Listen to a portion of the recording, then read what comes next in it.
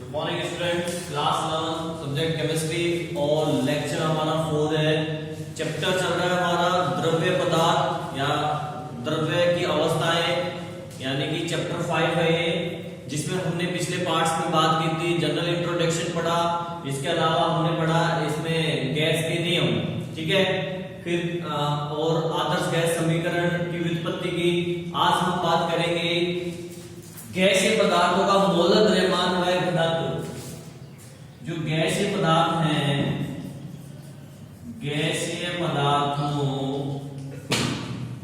का मोलर द्रव्यमान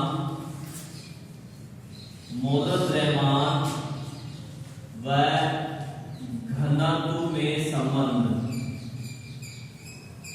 ठीक है। मोलर द्रव्यमान और घनत्व में क्या संबंध है, ये हम आदर्श गैस समीकरण से फाइंड करेंगे। तो देखिए, आदर्श गैस समीकरण आप याद कीजिए। आदर्श गैस समीकरण क्या था हमारा, पीवी बराबर है ना, आर्टिकल फाइंड किया था। तो यहाँ पे हमने सबसे पहले ये लिखा कि पीवी बराबर एनआरटी, आदर्श गैस समीकरण। आगे बात समझ में। अब यहां से अगर मैं एन अपॉन पी को नीचे इस तरफ लेके जाऊं और एन को उस तरफ लेके जाऊं तो क्या हो जाएगा, ये N upon V is equal to P R T upon P, इस तरफ आ गया ना, पी अपॉन आर टी आएगा, पी अपॉन आर टी, ठीक है, पी अपॉन आर टी। तो ये हो गया हमारा आदर्श गैस समीकरण, पी बराबर एन आर टी, और इससे हमने एन अपॉन वी निकाला तो पी अपॉन आर टी। अब देखिए एन बराबर क्या होता है, यहाँ पे एन क्या है, एन क्या है, मोलों की संख्या है, ठीक है। अब मोलों की संख्या क्या होती है, द्रव्यमान बटे मोलर द्रव्यमान, अर्थात n इज इक्वल टू द्रव्यमान बटे मोलर द्रव्यमान। ये वैल्यू n की यहां पे रखेंगे, n की जगह तो क्या आ जाएगा, m अपॉन n v बराबर p अपॉन rt। आई बात समझ में। अब आप इस चीज को देखिए, what is this, m upon v द्रव्यमान बटे आयतन, और द्रव्यमान बटे आयतन क्या होता है, घनत्व होता है। इट मींस कि d इज इक्वल टू क्या है, m upon v, so that d upon m is equal to p upon rt। Clear. और यहां से हम निकाल लेंगे क्या, यहां से घनत्व निकाल लेंगे, वो मोलर द्रव्यमान निकाल लेंगे। तो मोलर द्रव्यमान निकालेंगे तो क्या हो जाएगा, ये हो जाएगा आपका m is equal to d R T ऊपर आ जाएगा और p नीचे। तो ये ही संबंध है मोलर द्रव्यमान और घनत्व में। आगे बात समझें। इसी के साथ हम घनत्व और ताप में भी संबंध निकाल सकते हैं। घनत्व व ताप में संबंध, घनत्व और ताप में संबंध देखिए कैसे निकालेंगे। तो घनत्व और ताप में संबंध, यहाँ पे d घनत्व क्या है, d है, द्रव्यमान बटे आयतन, d इक्वल टू द्रव्यमान बटे आयतन। घनत्व यही होता है, क्या होता है, ये घनत्व होता है, ठीक है। अब यहाँ पे हमको ये साफ पता चल रहा है कि घनत्व क्या है, द्रव्यमान, आयतन भी क्या है, व्युत्क्रमानुपाती है, यानी d व्युत्क्रमानुपाती 1/v। क्लियर। आगे बात समझे। अरे घनत्व नहीं होता क्या, द्रव्यमान बटे आयतन। तो हमने पढ़ा घनत्व d m अपॉन v, इसका मतलब ये हुआ घनत्व आयतन की व्युत्क्रमानुपाती है। और चार्ल्स के नियम से, चार्ल्स के नियम से, इसको समीकरण नंबर 1 लिख दीजिए। चार्ल्स के नियम से अपन जानते हैं दाब स्थिर रहता है, तो दाब स्थिर रहता है तो क्या होता है, आयतन समानुपाती होता है दाब के, यानी कि V समानुपाती T। कब दाब स्थिर है, ठीक है, कांस्टेंट है। तो समीकरण नंबर 2 हो गया है। अब समीकरण नंबर 1 और 2 से देखिए। समीकरण नंबर 1 और 2 से क्या हो जाएगा, D, आप इसे ये भाई ये इसके समानुपाती है, जब ये इसके समानुपाती है ताप, तो ये ताप D के क्या होगा, व्युत्क्रमानुपाती, क्योंकि आयतन क्या है, व्युत्क्रमानुपाती है।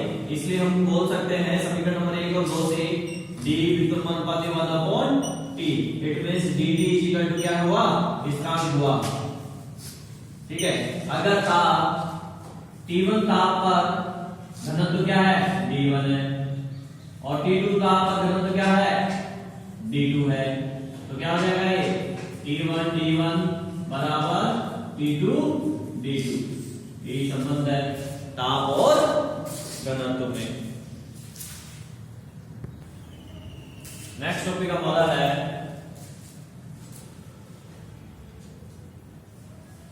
डाल्टन का आंशिक दाब नियम, गैसों के लिए था। ठीक है, गैस के लिए डाल्टन ने जो है गैसों के लिए आंशिक दाब नियम दिया।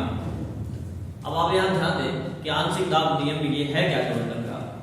इन्होंने कहा कि विभिन्न गैसें जो आपस में क्रिया नहीं करती हैं, 4-5 गैसें हैं, मान लीजिए 3 गैसें हैं जो आपस में क्रिया नहीं करती हैं, तो हमने क्या किया, उन गैसों को मिला दिया, यानी मिश्रण बना लिया। तो अब उन गैसों का मिश्रण बनाने के बाद में उन गैसों का जो दाब होगा, कुल दाब जो है वो उन विभिन्न गैसों के आंशिक दाब के योग के बराबर होगा। ठीक है, मैंने कहा गैस A, गैस B और गैस C, इन तीनों को मिला लिया। ठीक है, मिलाने के बाद में तीनों को मिलाने के बाद में जो इनका दाब होगा, कुल दाब जो है, इस A का आंशिक दाब, इस B का आंशिक दाब और इस C का आंशिक दाब के कुल योग के बराबर होगा। आई बात समझे? तो डाल्टन का नियम यही है, अर्थात मान लीजिए कि पहली गैस का आंशिक दाब P1 है, दूसरी गैस का आंशिक दाब P2 है, तीसरी गैस का आंशिक दाब P3 है, तो मिश्रण का जो कुल दाब होगा वो इन तीनों के योग के बराबर होगा। अर्थात P बराबर P1 P2 P3, समीकरण नंबर 1। ये समीकरण प्रदर्शित कर रहा है डाल्टन का आंशिक दाब नियम। समझ गए? अब यहां पे ये है आंशिक दाब क्या होता है, किसी भी गैस का जो आंशिक दाब है वो क्या है। तो किसी भी गैस का जो आंशिक दाब है ना, हम इससे निकाल सकते हैं P3 बराबर nRT से, आदर्श गैस समीकरण से। तो किसी भी गैस का जो आंशिक दाब है वो यहां से देखिए, दाब प्रेशर है ये P बराबर N/V RT, ये किसी भी गैस का आंशिक दाब है। मोलों की संख्या बटा आयतन इंटू RT, ये गैस का क्या है, आंशिक दाब है। आंशिक दाब किसी भी गैस का आंशिक दाब है। आई बात समझ? तो यहां से मान लीजिए 3 गैसें हैं, 3 गैसें जो निश्चित ताप T व आयतन V में भरी हुई है, तो उनका आंशिक दाब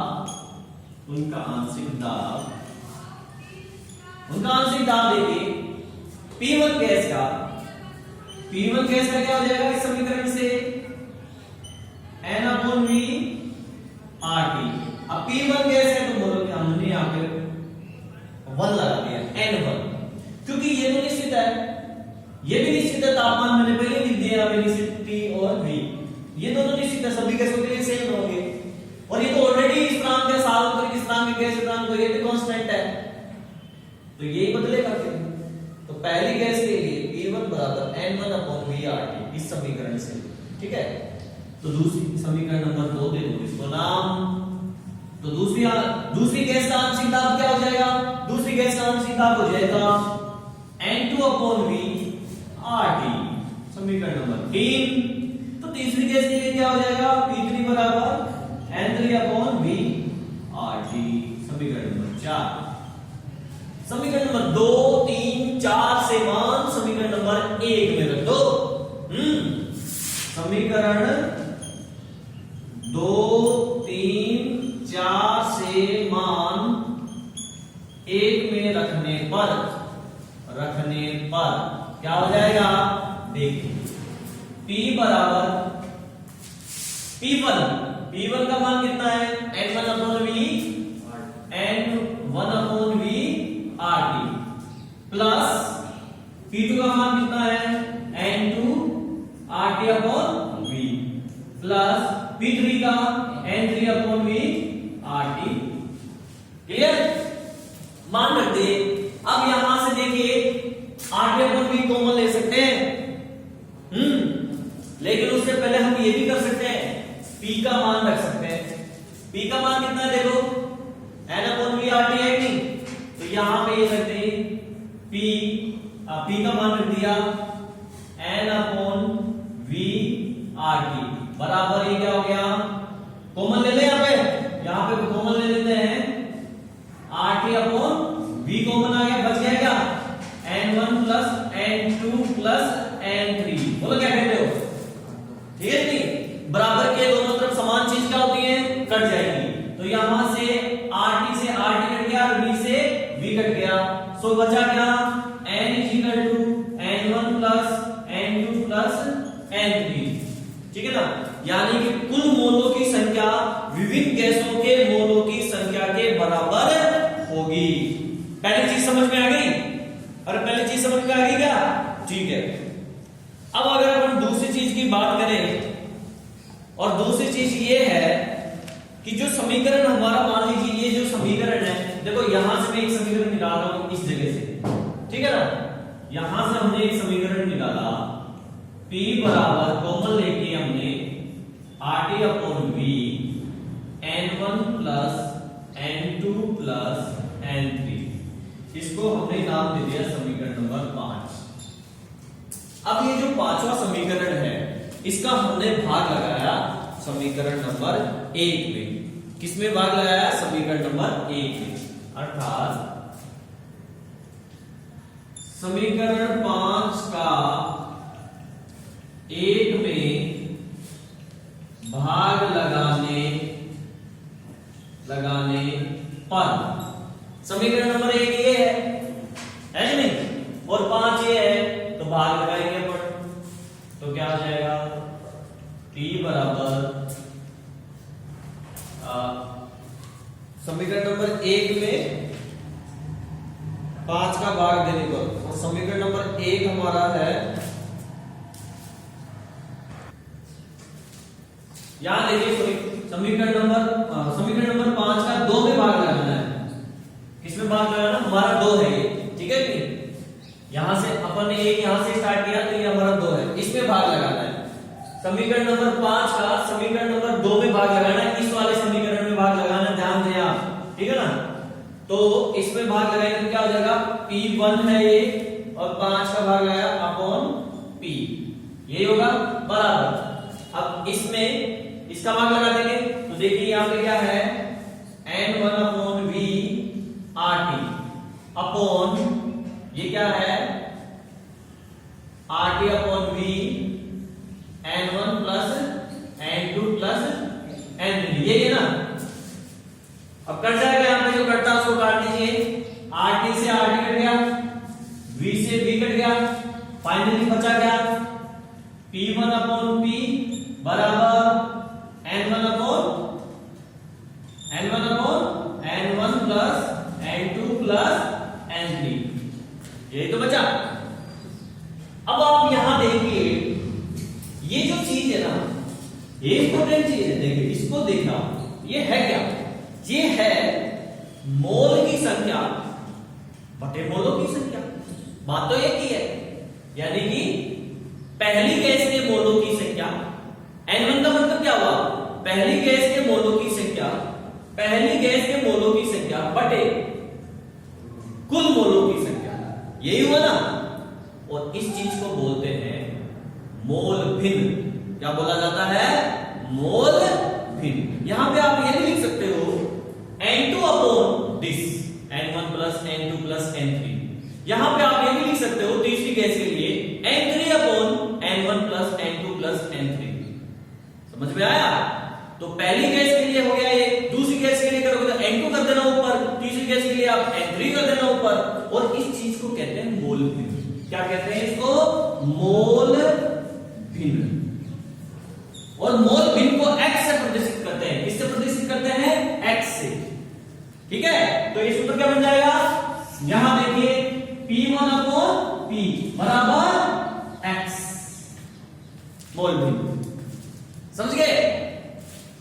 अब यहां से आप आंशिक दाब निकाल सकते हो कि P1 बराबर x P हो जाएगा नहीं हो जाएगा? तो P2 बराबर क्या हो जाएगा? x P। यहां पे इस मोल भिन्न को आप पहली गैस के लिए 1 लिख दीजिए, इसको दूसरी गैस के लिए x2 कर देंगे और तीसरी गैस के लिए x3 कर देंगे। तो पहली गैस के लिए 1, दूसरी के लिए 2 और तीसरी गैस का आंशिक दाब हो गया x3p। ठीक है ना? फाइनली किसी गैस के लिए हम इसको i से प्रतिस्थापित कर देंगे सभी गैसों के लिए, pi बराबर xi p। ये संबंध आ गया आपका। क्लियर? नेक्स्ट टॉपिक हमारा है गैसों का अणुगति सिद्धांत, थ्योरिटिकल बेस्ड सिद्धांत। देखिए गैसों का जो अणुगति सिद्धांत है वो क्रोनिग, मैक्सवेल और बोल्ट्जमैन ने दिया था। दो वैज्ञानिक थे, एक का नाम है क्रोनिग मैक्सवेल, सुना होगा ये नाम पहले भी, क्रोनिग मैक्सवेल, मैक्सवेल सुना था ना चैप्टर 2 में। और दूसरा है बोल्ट्जमैन। इन दोनों वैज्ञानिकों ने ये गैसों का अणुगतिक सिद्धांत दिया, यानी गैस के जो अणुओं के बारे में बताया, ये कह सकते हैं एक तरह से। क्या कहा इन्होंने? फर्स्ट पॉइंट, गैसों के बारे में इन्होंने क्या कहा? इन्होंने कहा कि गैस जो है, जो प्रत्येक गैस है वो अति सूक्ष्म कणों से मिलकर बनी हुई होती है। प्रत्येक गैस जो है अति सूक्ष्म कणों से मिलकर बनी होती है। ये तो हम ही जानते हैं कि गैस जो है अति सूक्ष्म कणों से मिलकर बनती है, इसीलिए तो इसके पार्टिकल्स, इसके जो कण हैं हमें नजर नहीं आते हैं। अब यहाँ पे गैस है जो हमें नजर नहीं आ रही है, बहुत सारे कण भी हैं, वो कण हमें नजर नहीं आ रहे हैं क्योंकि वो अति सूक्ष्म है। क्लियर? सेकंड चीज देखिए, सेकंड पॉइंट क्या था? सेकंड पॉइंट ये है कि गैस का कुल आयतन जो है अणुओं के, या फिर यूं कह सकते हो इस चीज को, लाइन को आगे पीछे करो,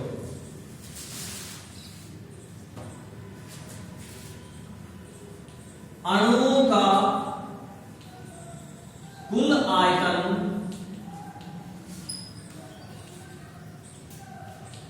गैस के कुल आयतन से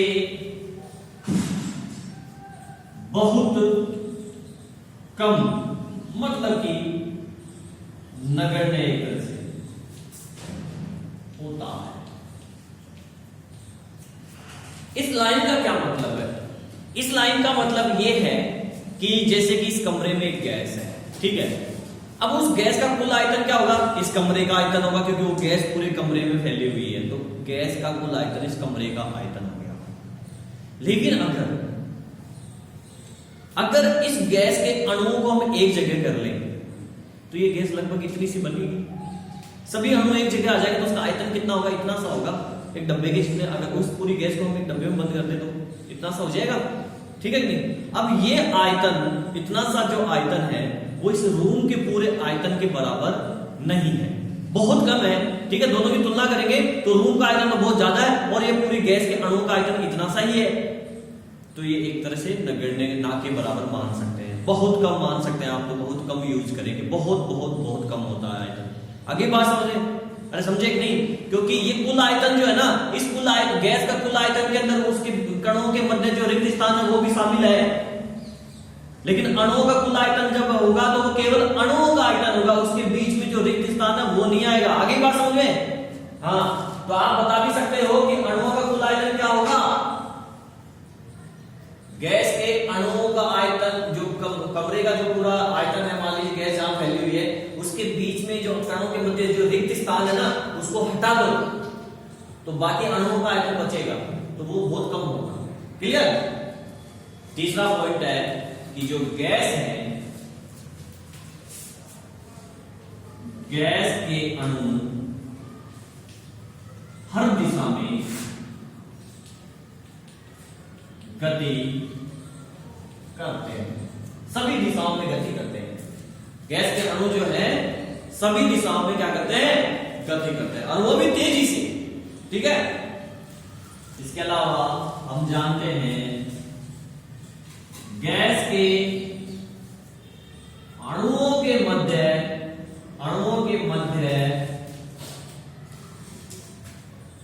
आकर्षण बल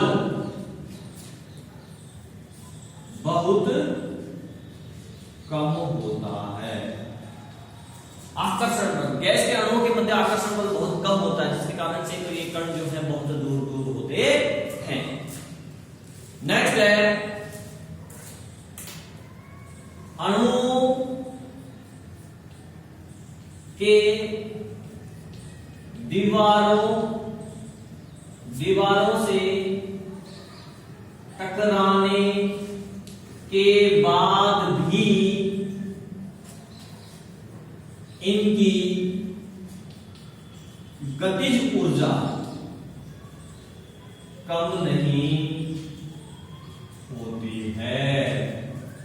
गतिज ऊर्जा कम नहीं होती है। अणु बार बार हमेशा गति करते रहते हैं, मतलब अणु, गैस के जो अणु है वो हमेशा गति करते रहते हैं।